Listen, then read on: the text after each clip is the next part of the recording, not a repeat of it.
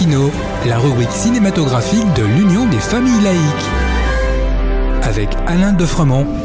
Bonjour, vous êtes à l'écoute de Laïkino avec Alain et Frédéric, votre serviteur pour la chronique cinématographique de l'UFAL. Bonjour Alain. Bonjour Frédéric, bonjour à tous. Quels films t'ont marqué durant ces derniers mois ? Et en regardant dans le rétroviseur, voici quelques films à ne pas manquer, et en salle si possible. Je m'en veux de ne pas vous avoir parlé de l'existence de cinéma à Paris, qui reprennent des films de qualité, mais sur une séance et certains jours. Mais cela vaut la peine de les voir sur un véritable écran de cinéma. Ces salles sont essentiellement situées dans le quartier latin, tels le Champeau, la Filmothèque du quartier latin, l'Épée de Bois ou encore École Cinéma Club. Parmi ces films, il ne faut absolument pas manquer Le quatrième mur du français David Delhoffen.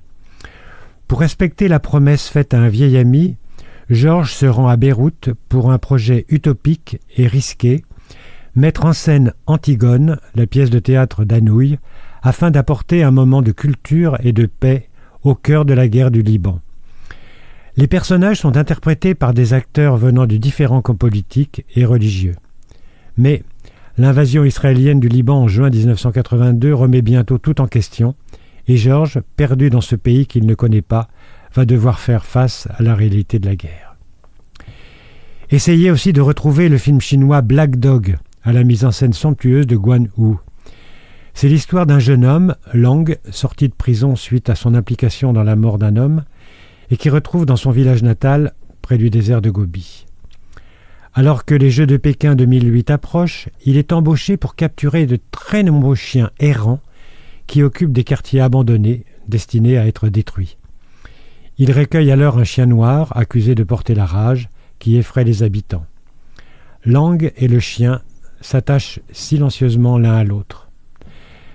Premier film du réalisateur sorti en France, c'est une réussite magnifique et un cinéaste à suivre.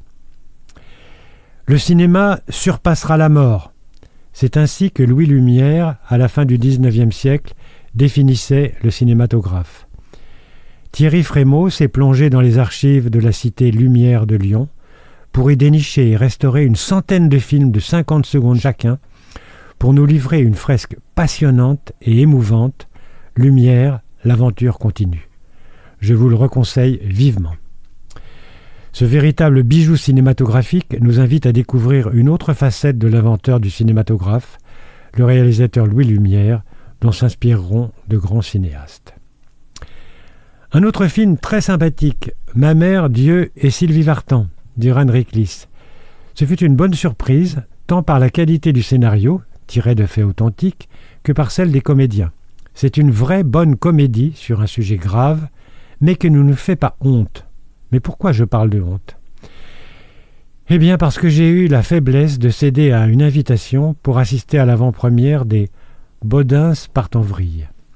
Je n'avais jamais entendu parler de couple, une mère incarnée par un comédien et son fils balourd. Bon, je me suis dit qu'il ne fallait pas être sectaire, et puisque leur précédent opus, Les Bodins en Thaïlande, avait fait un carton, eh ben allons-y. Je fus à la fois sidéré par tant d'indigence scénaristique que par la vulgarité crasse et lourde qui ferait passer les tuches pour le summum de subtilité. Et j'étais en colère de savoir que ce genre de film faisait un malheur en province. On me rétorquera que je suis un intello parisien, que ce genre de film permet aux spectateurs de s'évader de leurs conditions de vie. Mais non, puisqu'on part d'une situation qu'ils peuvent avoir vécue pour les enfoncer encore plus dans cette médiocrité crasse. Je me suis emporté, 1000 excuses, mais il fallait que ça sorte. Tout ça pour revenir à Ma mère, Dieu et Sylvie Vartan, ce film-là que l'on peut aller voir sans honte et sans colère. Merci Alain. En attendant de nous retrouver, n'oubliez pas notre émission en balado-diffusion sur laicidad.ufal.org ainsi que sur notre site ufal.org.